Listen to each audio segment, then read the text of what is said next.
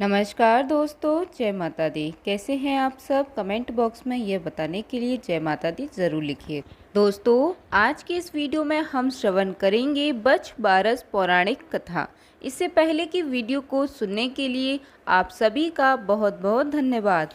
गौवत्स द्वादशी बछ बारस की पौराणिक कथा के अनुसार प्राचीन समय में भारत में सुवर्णपुर नामक एक नगर था।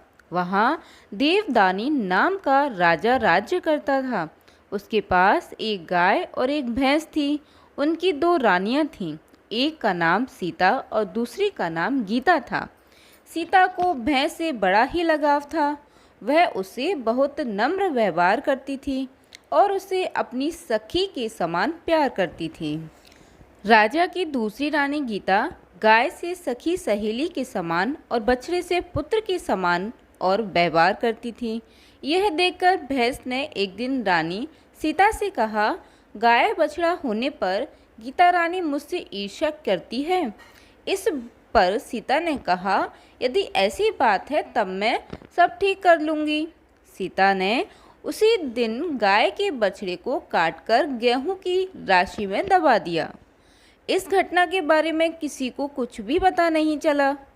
किंतु जब राजा भोजन करने बैठा तभी मांस और रक्त की वर्षा होने लगी। महल में चारों ओर रक्त तथा मांस दिखाई देने लगा। राजा की भोजन की थाली में भी मल मूत्र आदि की बास आने लगी। यह सब देखकर राजा को बहुत चिंता हुई। उसी समय आकाशवाणी हुई, हे राजा, तेरी रानी ने गाय के बछड़े को काटकर गेहूं की राशि में दबा दिया। इसी कारण यह सब हो रहा है। कल गोवत्स द्वादशी है, इसलिए कल अपनी भैंस को नगर से बाहर निकाल दीजिए और गाय तथा बछड़े की पूजा करें।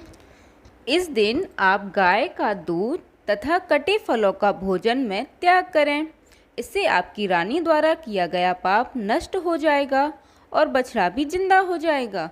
अतः तभी से गोवत्स द्वादशी के दिन गाय बछड़े की पूजा करने का महत्व माना गया है तथा गाय और बछड़े की सेवा की जाती है। तो दोस्तों, यह थी बछ बारस की पौराणिक कथा। उम्मीद करती हूँ कि यह कथा आपको अच्छी लगी होगी और आपने श्रवण की होगी। आइए दोस्तों, अब हम जानते हैं बछ बारस की कहानी और इसके महत्व के बारे में। बछ बारस व्रत को ही गोवत्स द्वादशी के नाम से भी जाना जाता है। ये व्रत महिलाएं अपनी संतान की लंबी आयु और खुशहाल जीवन के लिए कामना से रखती हैं। दोस्तों, यह व्रत उन महिलाओं के लिए भी खास होता है जो संतान प्राप्ति की इच्छा रखती हैं। गोवत्स द्वादशी या बछ बारस के दिन गाय और बछड़े की पूजा की जाती है। साथ ही बछ बारस की कहानी सुनी जाती है। तो चलिए दोस्तों, अब हम श्रवण करते हैं बछ बारस व्रत कथा। एक गांव में एक साहूकार था जिसके 7 बेटे थे। एक बार साहूकार ने एक तालाब बनवाया, लेकिन 12 वर्षों तक भी वह तालाब नहीं भर सका। इससे परेशान होकर साहूकार कुछ विद्वान पंडितों के पास गया और उसने पूछा कि इतने दिन हो गए लेकिन मेरा तालाब क्यों नहीं भरता। तब पंडितों ने कहा कि तुम्हें तुम्हारे बड़े बेटे या बड़े पोते की बलिदान देनी होगी, तभी यह तालाब भरेगा। तब साहूकार ने अपनी बड़ी बहू को उसके माता पिता के घर भेज दिया और पीछे से अपने बड़े पोते की बलि दे दी, जिसके बाद तेजी से बारिश हुई और तालाब पूरा भर गया। इसके बाद बछ बारस आई और सभी ने कहा कि अपना तालाब पूरा भर गया है, इसकी पूजा करने चलो। साहूकार अपने परिवार के साथ तालाब की पूजा करने गया। वह दासी से बोल गया कि गेहुला को पका लेना। गेहुला से का मतलब है गेहूं के धान से। दासी समझ नहीं पाई। दरअसल गेहुला गाय के बछड़े का नाम था। उसने गेहुला को ही पका लिया। बड़े बेटे की पत्नी भी पीहर से तालाब पूजने आ गई थी। तालाब पूजने के बाद वह अपने बच्चों से प्यार करने लगी। तभी उसने बड़े बेटे के बारे में पूछा। तभी तालाब में से मिट्टी में लिपटा हुआ उसका बड़ा बेटा निकला और बोला कि माँ, मुझे भी तो प्यार करो।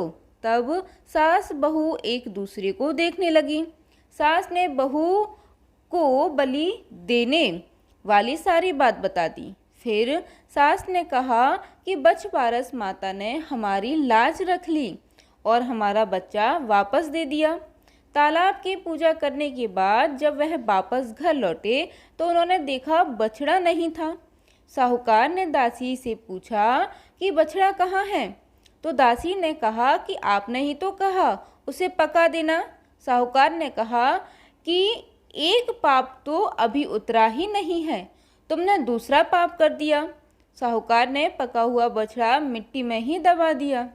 शाम को गाय वापस लौटी तो वह अपने बछड़े को ढूंढने लगी और फिर मिट्टी खोदने लगी। तभी मिट्टी में से बछड़ा निकल गया।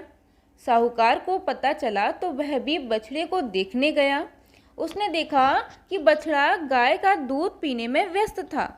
तब साहूकार ने पूरे गांव में यह बात फैलाई कि हर बेटे की माँ को बछबारस का व्रत करना चाहिए और तालाब पूजना चाहिए।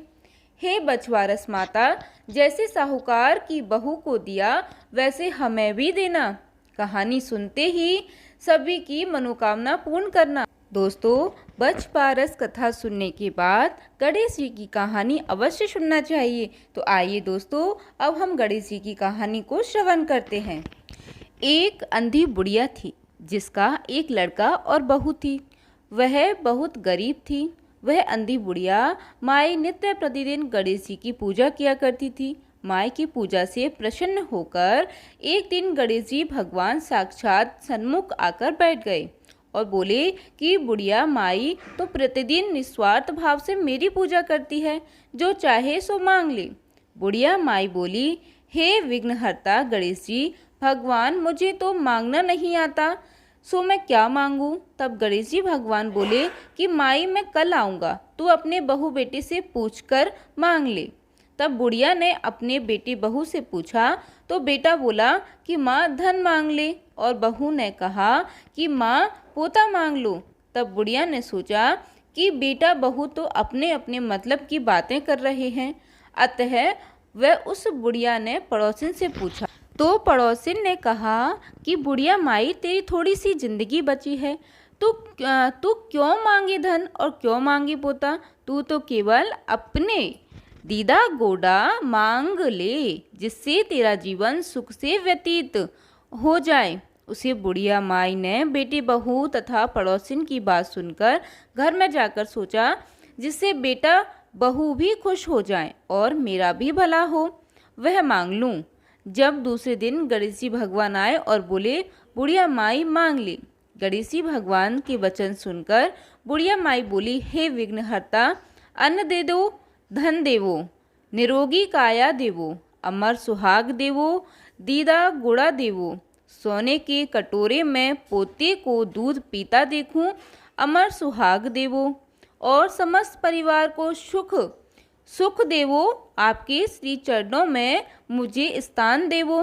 बुढ़िया की बात सुनकर गणेश जी बोले, बुढ़िया माँ तूने तो मुझे ठग लिया और कहती है कि मांगना नहीं आता, जो कुछ तूने मांग लिया वह सभी तुझे मिलेगा।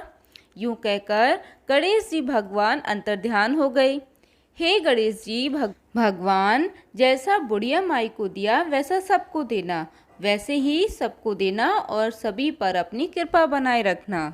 उम्मीद करती हूँ दोस्तों कि आप सभी भक्तजनों ने कथा को भली भांति श्रवण किया होगा और कथा अगर आपको अच्छी लगी हो तो प्लीज़ दोस्तों वीडियो को एक लाइक ज़रूर कीजिएगा। साथ ही हमारे साथ जुड़े रहने के लिए चैनल को सब्सक्राइब कर लीजिएगा। जय माता दी दोस्तों, धन्यवाद।